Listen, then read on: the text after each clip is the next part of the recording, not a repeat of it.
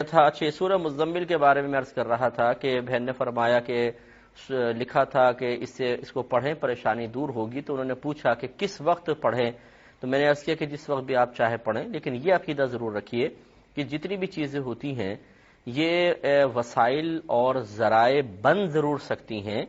لیکن 100% کوئی شیورٹی نہیں ہے کہ اگر آپ سورہ مزمل پڑھیں گے ضرور بلا دور ہوگی، آپ فلاں دوا استعمال کریں گے ضرور کام ہوگا۔ اصل فاعل حقیقی مؤثر حقیقی ہمارے رب کی ذات ہے۔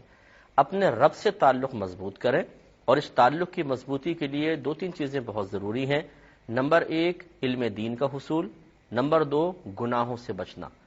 نمبر 3 ویسے تو عبادات پر استقامت اسی گناہوں سے بچنے میں آ جاتی ہے کہ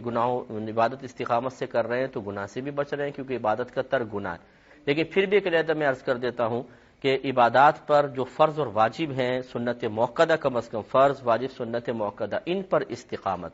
اس سے تعلق باری تعالی مضبوط ہوتا ہے، اور پھر اللہ تعالیٰ کی طرف مکمل توجہ، اللہ کی محبت اور عشق کو بڑھائیں، اور پھر بے فکر ہو جائیں۔ اللہ تعالیٰ ہمارے تمام کاموں کا وہی کفیل ہے، وہی فاعل حقیقی ہے، وہی مؤثر حقیقی ہے۔ لیکن ہوتا یہ ہے کہ اللہ تعالیٰ سے ہمارا تعلق سب سے زیادہ کمزور ہوتا ہے۔ معاذ اللہ ثم معاذ اللہ، میں نے یہ محسوس کیا ہے کہ ہمارے اکثر مسلمان اللہ تعالیٰ کی طرف سے کچھ مایوسی کا شکار ہوتے ہیں، اس سے دعا کرنے میں، اس کی مکمل طور پر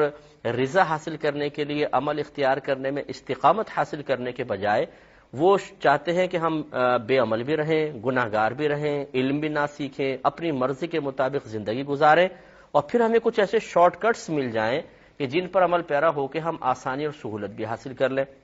حالانکہ وہ یہ کیوں نہیں غور کرتے کہ اگر آپ کوئی بھی درود شریف پڑھ رہے ہیں، سورت پڑھ رہے ہیں، کوئی نماز خاص پڑھ رہے ہیں،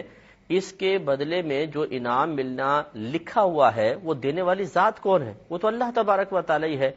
تو اس لیے اصل تو یوں ہی ہے کہ دیکھیں، ایک ہے بادشاہ نے کچھ اپنے اسسٹنٹ مقرر کیے ہوں کہ تم ان سے انعام لے لو، ٹھیک ہے آپ ان سے لے رہے ہیں، لیکن اگر بادشاہ خود اپنے دربار میں آپ کو راستہ دے رہا ہو اور پھر آپ کہیں کہ چھوڑو یار کون جا کے بادشاہ کے پاس بیٹھے اور اس سے براہ راست لے، انہی سے لے لیتے ہیں، تو یہ نادانی کی بات ہے۔ اللہ تعالیٰ نے اپنے راستے کھولے ہوئے ہیں، اول توجہ اللہ تعالیٰ کی طرف رکھیں، اور جس طریقے سے اس کی توجہ حاصل کرنا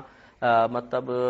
نبی کریم صلی اللہ علیہ وسلم نے تعلیم فرمایا ہے، اس کا ضرور لحاظ کرے۔ اس کے بعد یہ وظائف وغیرہ بھی اختیار کرنے میں کوئی حرج نہیں ہے۔ صحابہ کرام علیہم رضوان کی میں نے حیات طیبہ کا گہری نظر سے مطالعہ کیا ہے، وہ اس قسم کی چیزیں پریشانیوں کے حل کے لیے، اپنے مسائل کے حل کے لیے بہت ہی کم اختیار کیا کرتے تھے۔ نبی کریم نے کسی چیز کی فضیلت ذکر کر دی تو اس فضیلت کے حصول کے لیے اختیار کر لی، باقی کوئی بہت مسئلہ ہے تو سرکار کی بارگاہ میں جا کے دعا کروا لی، ورنہ پھر اللہ تعالیٰ کی طرف توجہ اللہ بس، باقی حوث کر کے وہ اللہ کی طرف وہ توجہ رہا کرتے تھے، اور دیکھیں ان کی زندگی کتنی شاندار ہے۔ ہمارے عقیدے کمزور ہو گئے ہیں، اللہ تعالیٰ کی طرف سے کچھ مایوسی، اور ان وظائف کی طرف، عاملین کی طرف، اور اس قسم کی باتیں کر کے متاثر کرنے والوں کی طرف توجہ زیادہ ہے، نتائج ہم خود بھگت رہے ہیں، اس پہ توجہ رکھیں۔